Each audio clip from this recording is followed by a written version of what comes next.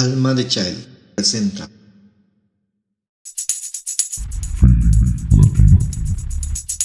Source of Time, a tribute to the elderly through the history of a young accountant who has the job of paying retirement income to the elderly at home. Dear me, receive a morning greeting. Today, as every day and I woke up early, I prepare breakfast after greeting up all the shepherd. But before all this, obviously, I do my morning prayer. While the breakfast cooks and prepares, I take a quick shower and put on the clothes that I already had ready the night before, all neatly organized and presentable. Breakfast something healthy and delicious, then I give myself the last touches of makeup, and I give my breath refresh before starting the day. Better dead than simple, as someone would say. I take the bus, the micro, as we say here. In mind and heart, I hold that a better future I must give my beautiful daughter, who has become the center of my life. By the way, I did not mention it to her during my daily start because I didn't even want to bother her with the thought, since all my morning rituals include preparing for her and to her, as she's going to school in the afternoon shift. I arrive at my office. Two friendly policemen wait for me, uniformed in their olive tree, with black bulletproof vests, a briefcase that contains a lot of money, and of course, the role pay and agenda of the day we must take and keep every day. We promptly reviewed with our colleagues the agenda, also the basic security protocols. With a huge smile, we say we are ready for the day's work, and we got into the armored car that take us directly to the first door. Door 1. When opening, a huge smile adorned with many wrinkles await us. Doña Amorosa tells us, "Oh, my little children, welcome to your house. Who could not every month on this day remember your favorite little grandmother? I will prepare a little cup of tea for you with freshly picked Irani bread from the bakery. Take my wawitas here." Promptly as we enter, we greet her with a kiss on the cheek. We take our places assigned by her. Then we pay her and breakfast together, that delicious breakfast so tenderly prepared for us, with joy between laughter and love. But the moment to leave comes. We say goodbye. She and the little lady of love, so polite, accompanies us to the door and shakes us with her little hand as a sign of farewell. Door number 2. We ringing one, two, two, three times the bell, and listen in the background to the barking of a dog. He hates us with all his feeling, keeps barking while we wait. Slowly, the door opens, and this Don Fortune tells us, "Come in, but keep it should be short, because I have very little time for you. Because remember, my time is gold. You know, well, I was a renamed professor, university professor, as a great professional works every day of my life to receive my high retirement income and enjoy it. Well, I should enjoy it just because, as always, the children are ungrateful and never remember to me. And well, at the end, I worked for them. I gave them everything. They never lacked anything, and today they are recognized men and women from the highest spheres of this country. They know I have never absent from my work because of how hectic my work schedule has been. I have not been able to attend important school events or dates and others because my responsibility as a parent was to give them everything, a better future than mine. And that conforms me. Although they are so busy today for me, traveling and being important just I was for them. Let's go to the point. Do you have my money? As Mr. Fortune responds, we look for his payment slip, we count the money, and have him sign the confirmation receipt while we sat at the table in his living room. In the background of his radio sounds the song of Piero that says, "I am your blood, my old man. I am your silence and your time. Thanks, and see you later," he tells us, as promptly closed the door. And as the background sound, the barking keeps ringing in our ears.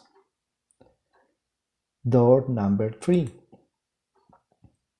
We already know that this door we do not have to touch or ring, because nobody can open us, but we know that here we wait for the Mrs. Alvina in his bed or in his wheelchair, depending on the season of the year.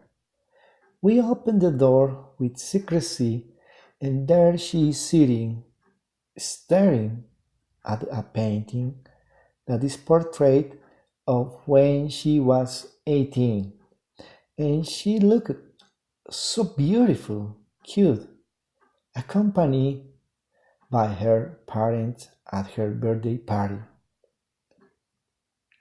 Come and take a seat where you already know. Today I was looking once more, as every day, when I believed that I will live eternally and for 100 years. Truth that was beautiful, cute, and the happiest of all young women in this series, isn't it? My parents are distinguished, divine, and fine? She said. We bring your pay retirement monthly. I interrupt her, saying that. Then she replies, "That can take it time. Let me tell you something about something I want you never forget. And the all stories begins when she fell deeply in love for a man who promised her the sky and the stars, but at the end she could never keep at the end he could never keep his promise to her because he had a family and took her living on that way over 25 years, being her the other, with the promise that tomorrow she will get married and that they never came for her. Then she does remember that could never have a child of his own because of personal decisions and later health problems. Moreover, she does remember a beautiful girl who she one day picked up from the street to her, whom she nourished with care and dedication as part of not feeling alone and as payment to such love. The little girl, when she reached 18, she left and never she know more about her, except once someone gave her a cut of a social magazine that she keeps and regards as her great treasure. That girl was now a woman happily married to an important husband, God for sons and daughters, living to the fullness with great joy her life in the social spheres. To finish the story of always, she tells us all the diseases that came in her life, from rheumatic arthritis, that is the last, to the breast cancer and was his first major disease, going through paralysis and gallbladder surgery, and when they had to have a hysterectomy. With a tear that enclosed an ocean of tears, trembling and almost motionless, signs the receipt. We leave the money in an envelope next to his bed. We give her a kiss with deep feeling, and we tell her that we will see each another the next. Door number 4. An attentive young man welcomes us at the entrance of the house. The whole family is gathered along the table. It is the house of Don Cyprian. We have never met him in person, but we have heard his voice faint and tearful every time he listens to us. We are there, he says. Help me, they have my money and my assets. That voice is heard from somewhere at the end of a corridor of hall. At the table, the young grandson of Don Cyprian presents the current power of attorney, then counts to the last cent, signs and says, with this, we will continue taking care of the beloved Cyprian grandfather. But his smile is sarcastic, hypocritic, and false. He quickly dismisses us, and when we close the door, everyone in the house enters into a hubbub, and we, my fellow police officers, and I, once again, get into the vehicle back to the office. When we have been all day going from one door to another, accompanied by Bolivian music, a song of the carcass makes a special echo on this day. Yesterday I planted a small tree on the edge of my destiny. With bright weather, it was happy and grew up. But every dark day, I saw that his leaves, golden ones, withered. Your word of eternal sleep, nothing became. The time was very fragile, the nights and the mornings. I was not happy with the breeze that caressed his lips. Everything seemed very sad. The tree was dying. That dear little tree, the one who kept my dreams, now reflects my life.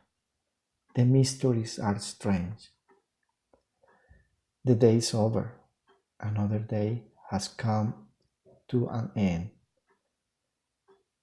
Door number 5. I open the door of my house with terror, because I do not know what future awaits me in my old age. I have to say goodbye now, but please, I ask you, never to forget that one day I will be old and I'll need a bit of your time and care. You can take all my assets and money. I beg you, do not leave me alone. Remember that you will also follow the path of old age. Sincerely, Child Soul.